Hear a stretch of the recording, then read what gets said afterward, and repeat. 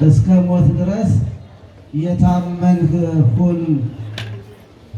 ቅዱስ ዮሐንስ በራእዩ ምዕራፍ 2 ቁጥር 10 ላይ የጻፈው የእግዚአብሔር ቃል እግዚአብሔር የመጣለትን መንፈስ ቅዱስ የገለጸለትን እስከ ሞት ድረስ የታመንህ ሁን።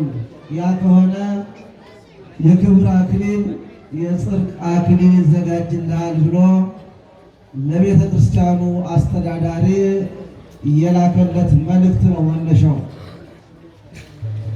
ሰው በዚህ ምድር ላይ የሚኖረው የተወሰነ ዘመን ነው። እስከ ሞት ድረስ ብቻ ነው። ሞት የመጨረሻችን ነው። የኛ የመጨረሻችን ማለት ደግሞ ሞተን በስብሰን የምንቀር ሆነን አይደለም። እኛ እዚህ ምድር ላይ የምንኖረው ጊዜያዊ ኑሮ ነው። መደበኛውን ኑሮ የምንኖረው ከሞትን በኋላ ነው። ከሞትን በኋላ ተነስተን ከዛ በኋላ ላናረጅ ላንሸመግል ለዘላለም የምንኖረው መደበኛውን ኑሮ የምንኖረው ከሞት በኋላ ነው። መደበኛውን ኑሮ ኑረውት የሚሞቱት የሚያልፉት አራዊት፣ እንስሳት ብቻ ናቸው።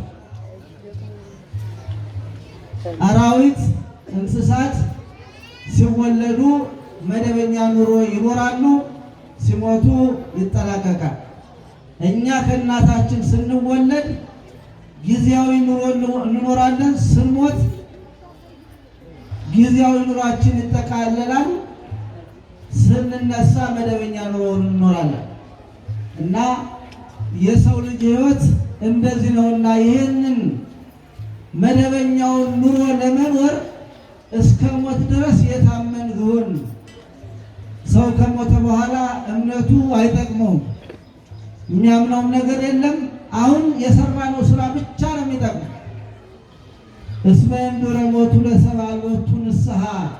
ሰው ከሞተ በኋላ ንስሐ ልግባ የለ፣ ልስገድ የለ፣ ልጹም የለ፣ ልመጹት የለ፣ አበቃ እዚህ ጋር። እስከዚህ ድረስ ግን መታመን፣ መመጽወት፣ መጾም፣ መስገድ፣ ሥጋ ወደሙን መቀበል እዚህ ቦታ ላይ። በዚህ መሰረት ታላቁ ሊቀ ሰማዕታት የሚባለው ቅዱስ ጊዮርጊስ ይህንን ነው ተግባራዊ ያደረገው። ቅዱስ ጊዮርጊስ እንግዲህ ሰማዕት ነው የሚባለው። ቅዱስ ጊዮርጊስ አይባልም። ቅዱስ የሚለው ይቀጸልለታል ወይም ሰማዕት ይቀጸላል። አንድ ሰው ለፍቶ ጥሮ ግሮ ዶክተር ከሆነ በኋላ አበበ አይባልም፣ ዶክተር አበበ ነው የሚባለው። ቅዱሳንም ለፍተው ወጥተው ወርደው ስለ ሃይማኖታቸው መስክረው ካለፉ ቅዱስ የሚለው ስም ይሰጣቸዋል። የትጸውዕ ስመ ቅዱሳን ዘእንበለ ተውዳስ። ያለ ምስጋና ያለ ቅድስና አንጠልጥለ ጊዮርጊስ ማለት የለብህም። ቅዱስ የሚለው ክብር ተሰጥቶታል። ሰማዕት ትክክለኛ ምስክር፣ የማይዋሽ ታማኝ ተብሏልና ካሁን በኋላ የቅዱስ ጊዮርጊስ ስም ጊዮርጊስ ብቻ ሳይሆን ቅዱስ ጭምር ነው። ይህ ሰማዕትነት ይህ ቅድስና ዘመናትን እያቆራረጠ እዚህ ደርሷል። ሰማዕትነት ይቀጥላል። ከዚያ ከየዋሁ ከአቤል ላይ ጀመረ። አቤል እንግዲህ ሁለተኛ ልጅ ነው። የሰው መጀመሪያው አዳም ሆኖ የእሱ ልጅ ነው። ሰው በሰው መገደል የጀመረው ከዚያ ይጀምራል። ሰማዕትነት ነው። ሰማዕትነት በሁለት ይታወቃል። አንዱ ያለ ደም፣ የአንዱ ደግሞ ደሙ እየፈሰሰ ማለት ነው። ያለ ደም ሰማዕታት የሆኑ ቅዱሳን በገድል የሚሰቃዩት በበረሃ እየተሰቃዩ ስለ ሃይማኖታቸው የሚመሰክሩት ናቸው። ደግሞ ደማቸውን እያፈሰሱ አጥንታቸውን እየከሰከሱ ሃይማኖታቸውን እስከ መጨረሻው በታማኝነት ያጸኑ ደግሞ የደም ሰማዕታት ይባላሉ።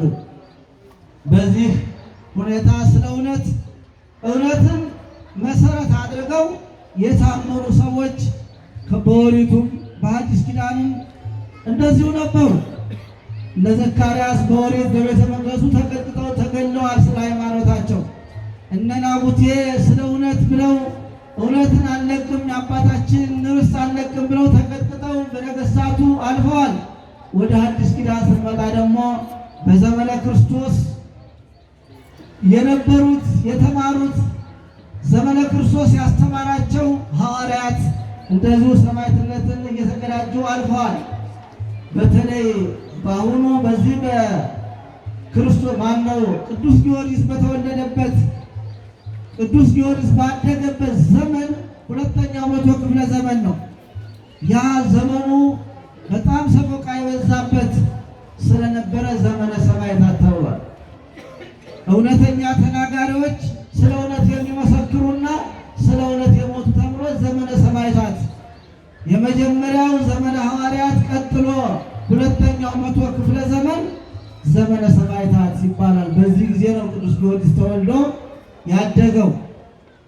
ቅዱስ ጊዮርጊስ ቅድም ከኔ በፊት የነበሩት መምህር ሲያስተምሩን አባቱ ማን እንደሆነ አባቱ ዞሮንቶስ እንደነበረ እናቱ ቴዎብስታ የሚባሉ ደጋግ ሰዎች እግዚአብሔርን የሚፈሩ እግዚአብሔርን የሚያገለግሉ እግዚአብሔርን ደጅ የሚጸኑ ታላላቅ ሰዎች በህብረተሰባቸው ዘንድ የተወደዱ ሕዝብን በቅን ያገለገለ በተለይ ተሹሞ አባትየው ሹም ስለነበረ ሕዝብን በቅን ያገለገለ ሴትዮይቱ ቴዎብስታ እንግዳ የምትቀበል በአካባቢዋ ተወዳጅነትን ያገኘች ደግ ሴት ስለነበረች ቅዱስ ጊዮርጊስን በልጅነት እግዚአብሔር አበረከታቸው። ክብር ምስጋና ለአምላክ ይሁን። በእውነቱ እንዲህ አይነት ዘር ቢወለድ ኖሮ ዓለም በጦርነት አትታመስም ነበረ። የእነሱ ደግነት መልካም ዛፍ መልካም እንደሚያፈራ ሁሉ የእነሱ ደግነት ቅዱስ ጊዮርጊስ እንዲወለድ ሆነ። ቅዱስ ጊዮርጊስ የተወለደበት አካባቢ ክርስትና በሁለት እግሩ የቆመበት የዛሬ ወሬ አድርገው እንጂ ፍልስጤም አካባቢ የፍልስጤም ሰው ናት እናታችን። ያ ደግሞ ጌታችን የተወለደበት ክርስትና የተመሰረተበት አካባቢ ነው። ታዲያ ቅዱስ ጊዮርጊስ የነበረውን ትምህርት እናት አባቱ ያውቁት የነበረውን ወንጌል ሲማር አደገ። በ10 ዓመቱ አባቱ ከዚህ ዓለም ቢለይም እሱ እናቱ ስለነበረች ኮትኩታ አሳደገችው። 20 ዓመት ሲሞላው በትዳር እንዲወሰን ተወሰነ። እንግዲህ አሁንም ቢሆን ወጣቶቹ 20 ዓመት ሳይሞላቸው ትዳር አይመሰረቱም። ይሄ ትዳር የሚመሰረተው በተለይ ከ18 ዓመት በላይ ነውና በዚህ ሕግ መሰረት ትዳር እንዲመሰረት ታስቦ ነበረ። ይህን ትዳር ደግሞ እናቱ አይደለም ያጫችለት። ይህ ልጄ መሬት እንግዲህ እያረስክ እንድታበላኝ እንጨት ቆርጠህ ቤት እንድትሰራልኝ ብላ አይደለም። እሷ በክርስትና ሃይማኖት በክርስትና ሕይወት ኮትኩታ ካሳደገች በኋላ መሰልጠን ወዳለበት ቦታ ወደ መስሩ ቦታ ሄዶ ወደ መስሩ ቤት ሄዶ ትምህርቱን እንዲማር የዘመኑን ትምህርት እንዲማር አድርጋው ስለነበረ በአባቱ የተተካው መስፍን የሀገሩ ገዢ ወስዶ እያሳደገው እያስተማረው በነበረበት ሰዓት ቅዱስ ጊዮርጊስ በትምህርቱ ውጤታማ ሆኖ ጦር መወርወር፣ ፈረስ መጋለብ ነው የዚያን ጊዜ ትምህርታቸው። የቀለም ትምህርት ከሃይማኖታዊ ትምህርት ነው። ሌላው የሥራ ትምህርት ደግሞ ይሄ ነበርና ቅዱስ ጊዮርጊስ ጦር መወርወር፣ ፈረስ መጋለብ በወታደርነት ሕይወቱ የተካለ ሆነ። በተለይም ወደ ጦር ሲወጣ ጠላት መጣ ሲባል ቅዱስ ጊዮርጊስ እየመራው የሚወጣው ወታደር ቅዱስ ጊዮርጊስ ፊት ለፊት ሆኖ እኔ በአምላኬ በመድኃኒቴ በኢየሱስ ክርስቶስ ስም መጥቼብሃለሁ ሲለው የወታደሩ ኃይል ይበተናል፣ የጠላት ኃይል ይበተን ነበር የዚያን ጊዜ እና ቅዱስ ጊዮርጊስ በወጣበት አካባቢ በዘመተበት አካባቢ ጠላት ድል ይመታል። በዚህ ምክንያት የሀገሩ ገዢ እንደዚህ ከሆነ ሀገራችን የሚያስጠብቅ ይሄ ወጣት ከሆነ እንዲህ አይነት የድል ሰው ከሆነ ልጄን አጋብቼ ነው ማስቀምጠው ብለው ልጁን ለመዳር ነው የፈለገው። ይህ ትልቅ ጥበብ ነው። ክርስቲያኖች የድሮ ነገሥታት ጠላት እንዳይወጋቸው ያሸንፈናል የሚሉትን በጠላትነት በሰይፍ መመለስ በጦር በጎራዴ መመለስ የማይችሉ አቅጣጫ ከሆነ ጋብቻ ይፈልጉታል። ከዛ በኋላ ያ ሰውዬ በጋብቻ ከታሰረ ያ ንጉሥ ያ ጠላት ሰላም ይሆናል። እንዲያርገው በጥበብ ሀገሪቱ ሲመሯት የኖሩት። ይሄ ሰውዬም ይሄ የንጉሥ ዘር ነው፣ የመስፍን ዘር ነው።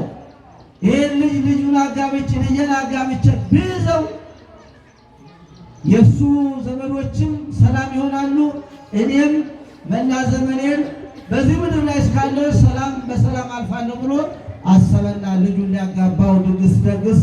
እግዚአብሔር ቅዱስ ጊዮርጊስን ያጨው ለሰማያዊ ሙሽራ ስለነበረ ሰውየው ያ መስፍኑ ቅዱስ ጊዮርጊስ ሊድረው የነበረው መስፍን ከዚህ ዓለም ተለየ።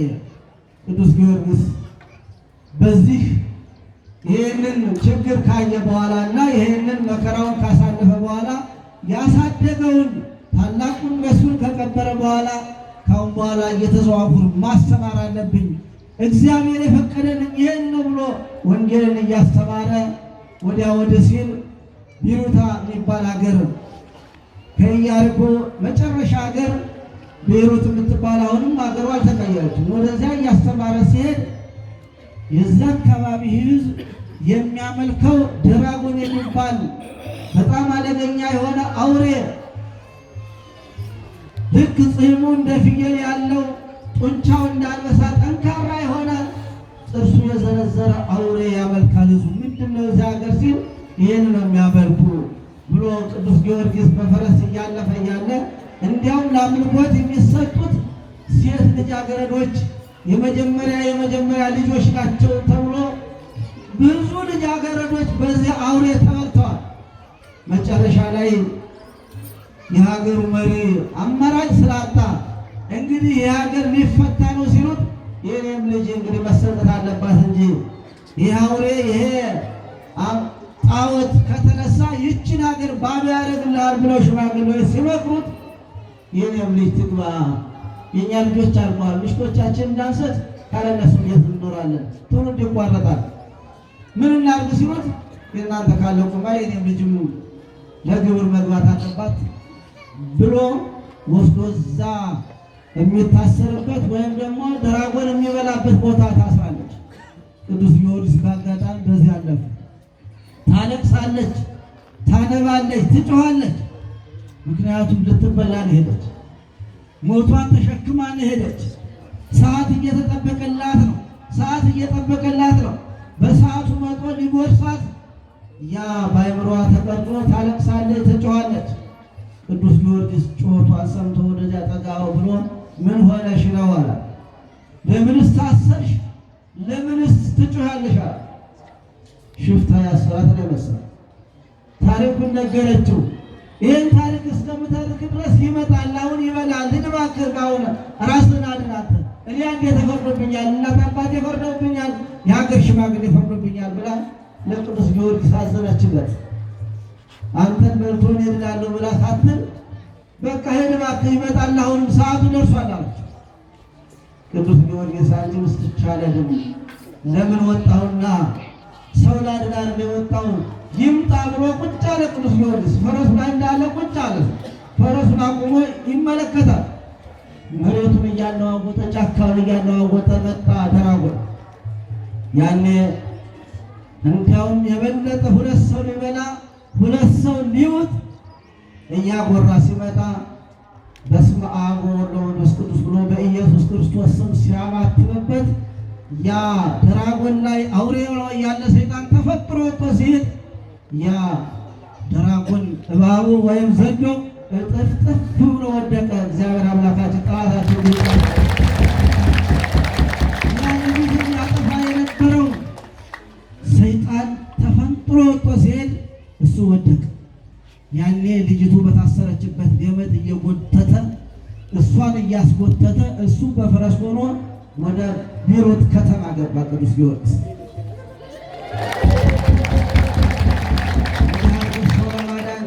የተዘጋጀ ወጣት ነው። ከዛ በኋላ የከተማው ሰው አበደ፣ ሊያስፈጀን ነዋል። ይሄ ራሱን ማዳን የማይችል ሰይጣን በዚህ ላይ አድሮ በዘንዶ ላይ አድሮ ይህን ሕዝብ የፈጀ አሁን የዚህ ዘንዶ አምላክ ይህንን የፈጠረ አምላክ አለና እሱን ተማሩ። ዓለምን ያዳነ ለዓለም የሞተ ዓለምን ሞቶ ያዳነ ኢየሱስ ክርስቶስ ነው። እኔ አይደለም እንዴ ያሰርኩት እንዴ የወጋሁት በኢየሱስ ክርስቶስ ስም ነው። ስሙ ነው እንደዚህ ያደረገውና በሱ ስም መኖር ትችላላችሁ ብሎ የዚያን የቢሩትን አካባቢ ሕዝብ አሳምኖ ይህን ዘንዶ ውጭ ይኸው ፍጡር ነው ብሎ ከከተማ ወጥቶ ገሎ ያንን አካባቢ በክርስትና እንዲጥለቀለቅ ያደረገ ታላቅ ሰማዕት ነው። ክብር ምስጋና አምላካችን ይሁን። ዘንዶ ዛሬም በዘንዶ ላይ አድሮ ሀገርን የሚያምስ እኮ አለ። እነ ቅዱስ ጊዮርጊስ በተገኙ ያጠፉት ነበረ። ታዲያ እነ ቅዱስ ጊዮርጊስ ከየት ይምጡ አሉ? ዛሬ በስጋ ባንዳያቸው በመንፈስ ከኛ ጋር ናቸው። በተለይ ለኢትዮጵያ ገበዘ ኢትዮጵያ ይባላል ቅዱስ ጊዮርጊስ።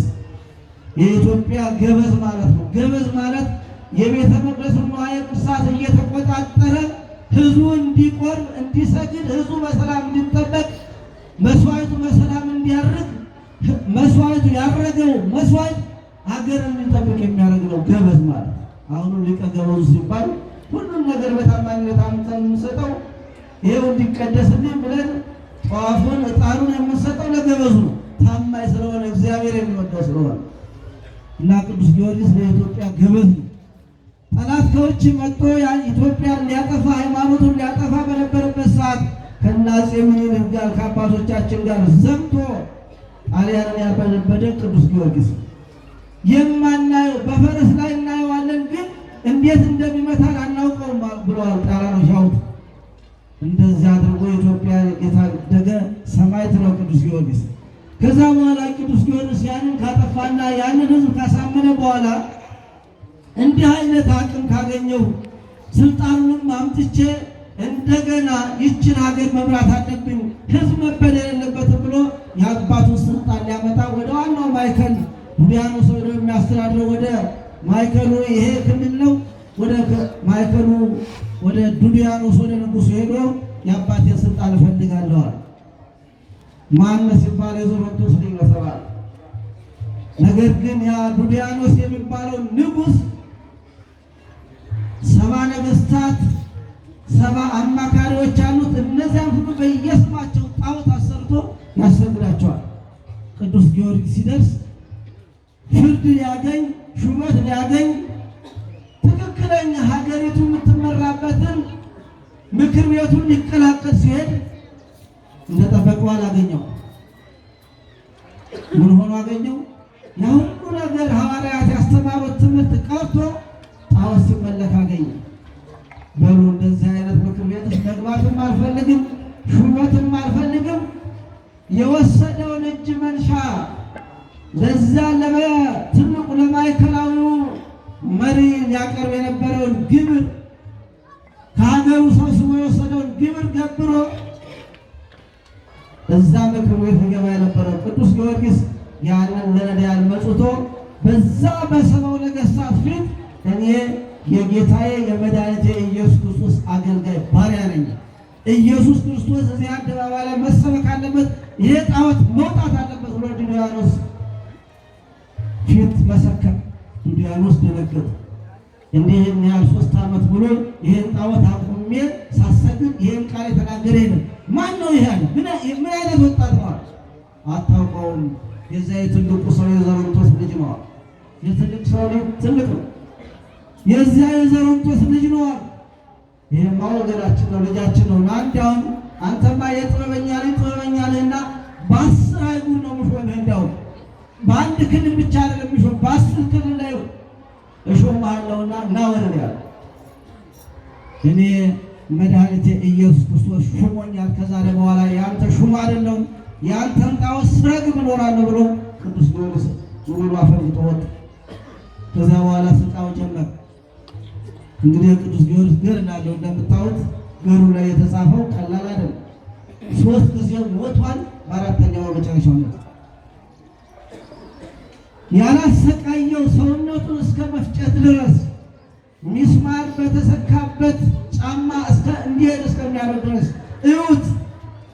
ይህንን ከኔ ጣዖት ከኔ ሃይማኖት የወጣውን እዩት እያለ ሚስማር የተሰካበት ጦር የተሰካበት ጫማ አድርጎ እንዲሄድ በዚያ በአደባባዩ እንዲዞር አድርጎታል ቅዱስ ጊዮርጊስ። መሄድ ሲያቅተው መራመድ ሲያቅተው ያ ጦሩ ሲወጋው ድቡተ ሆረ ቅዱስ ጊዮርጊስ አጎንብሶ እስከሚሄድ ድረስ ያወጣቱ የ20 ዓመቱ ወጣት አጎንብሶ እስከሚሄድ ድረስ በጦሩ አስወጋው። ከዛም አልተመለሰም ቅዱስ ጊዮርጊስ። በዚህ ሕዝብ መሃል ያንን መከራ ቢያይም አልተመለሰም። በመንኮራኩር አስፈጨው። አሁንም እየጸለየ እንደገና ቅዱስ ሚካኤል እየመጣለት እያስነሳው 3 ጊዜ ሁሉ ተነሳ። እንዲያውም በዚህ በጥር 18 የምናከብረው ሰውነቱን በወፍጮ አስፈጨና አመድ አደረገውና ደብረ ኤድራስ የሚባል ተራራ ላይ በትኑታል። እዚያ ላይ ወስደው ሰውነቱን ሲመትኑት አጥንቱ ደርቋል፣ ተፈጭቷል። ሲመትኑት እጽዋቱ ቅዱስ ጊዮርጊስ ጊዮርጊስ ቅዱሱ ለእግዚአብሔር እያለ በዚህ በእጽዋቱ ተጽፎ ተገኘ። እሱ ከዛ ቅዱስ ሚካኤል መጥቶ ተሰብሰባልና እንደገና የአጽሙ ተሰብስቦ ተነስቶ እዚያ ዘርተውት የመጡት ሰዎች ቤተ መንግስት ሳይገቡ ቅዱስ ጊዮርጊስ ቤተ መንግስት ደርሶ ይኸው መጥተዋል። ቅዱስ ጊዮርጊስ በዚያ ለዱንያኖስ ደነገጠ። አረ ሰው የምችለው ነገር አይደለም የሚያጠፋኝ ብሎ ከዛ ጠንቋይ ደግሞ ፈለገ። አንድ ጠንቋይ ተገኘ። እኔ ይህን ሰውዬ ማጥፋት እችላለሁ፣ አንድ ቤት ወርቅ ሞላለታለሁ ብሎ ንጉሱ ተናገረ። ቅዱስ ጊዮርጊስ የሚያጠፋ ተባለ አለው ብሎ መጣ። አሁን አንተ ጠንቋይ መሆንን ይህንን ችሎታ መኖር በምን አውቃለሁ? ቅዱስ ጊዮርጊስ ከእስር ቤት እስከሚመጣ ድረስ እዚያ አካባቢ ቆሞ የነበረውን በሬ ጠጋ ሲያደርጉለት እፍ ሲለው ዝም ብሎ በትንፋሹ ለሁለት ተሰነጠቀ። አንተ ትችላለህ፣ አንተ ትክክለኛ ጠንቋይ መተተኛ ነህና ይህን ሰው ማጥፋት የምትችለው አንተ ነህ። ቅዱስ ጊዮርጊስ መጣ።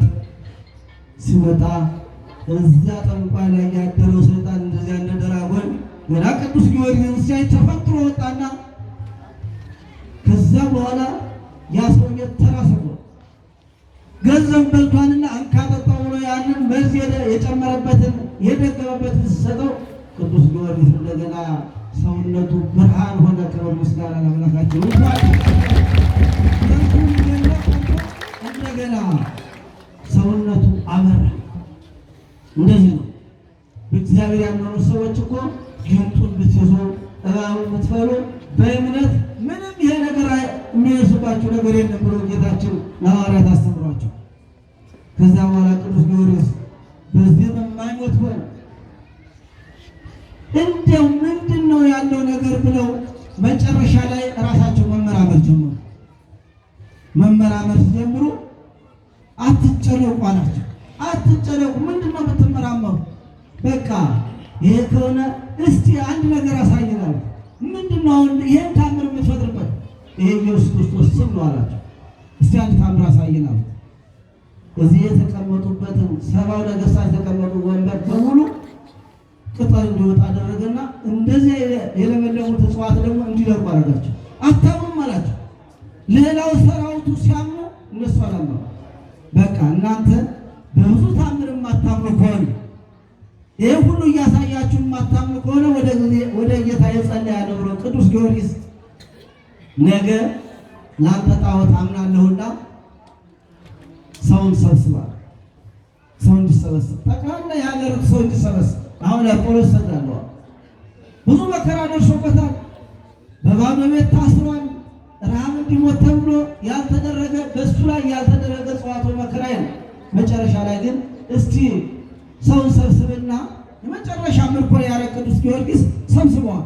ሰው ተሰበሰበ። ዛሬ ለአጵሎስ ነገ ለአጵሎስ ሰግዳ ቅዱስ ጊዮርጊስ ይህና ከሆነ ታረቅናልና እና ቤቴ ነው የምታደርገው። ቅዱስ ጊዮርጊስን ከእስር ቤት አውጥቶ ንጉሱ ቤተ መንግስት አስገባ።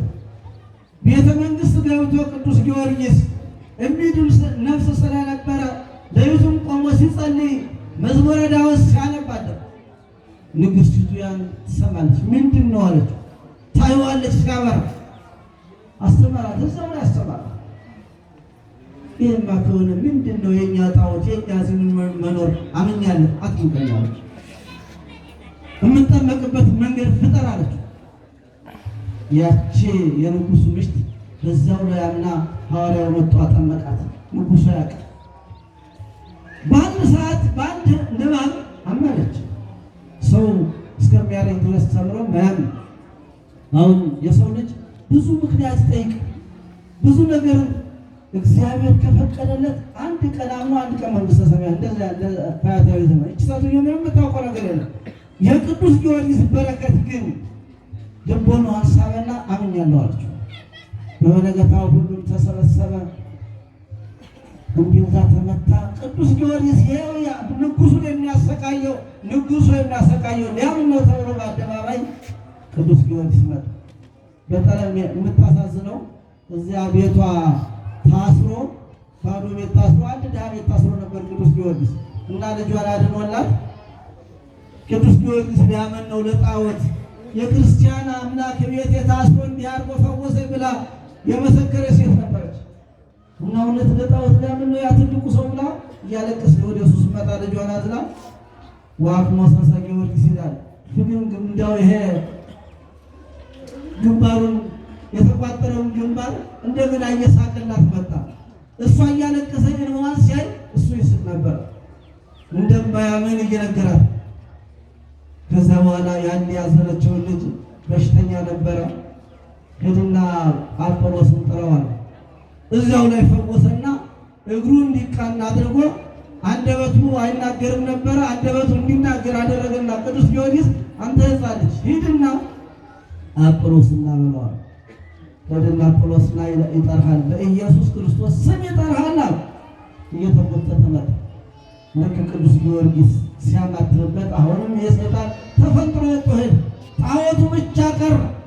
አንተ እውነት አምላክ ነህ አልሆነ አይደለሁም ማለት በሰይጣን በሌላ አድሮ ነው ሲያስመልካቸው ይኖራል። እንደ ዳታንና እንደ አሜሮን መሬት ተከፈትሎ እዛው ላይ መሬት ተከፍቶ ያ ጣዖት እዛው ሰጠመ። ክብር ምስጋና ለአምላካችን ነው። ከዛ በኋላ በቃኝ ያለ ቅዱስ ጊዮርጊስ ይበቃላል። እናንተ በዚህ ሁሉ የማታምኑ ከሆነ እግዚአብሔር ሆይ አንዲት ጸሎት ብቻ ጸልያለሁ ስማኝ፣ ካሁን በኋላ ይበቃኛል ብሎ ቅዱስ ጊዮርጊስ ከእግዚአብሔር ጋር ተነጋገረ። እነዚህ ሰዎች ቢቆዩም ሀገር ነው የሚያጠፉት። እነዚህ ሰዎች ቢቆዩም ሀገር አይኖሩም፣ ሀገር ነው የሚገቡት። እነዚህ ሰዎች እንደ ኤልያስ ሰማይ ልክ ኤልያስ ሰዎች ከሰማይ እሳት አምጥቶ እንዳቃጠለ እነዚህ ሰዎች ይበቃቻሉ።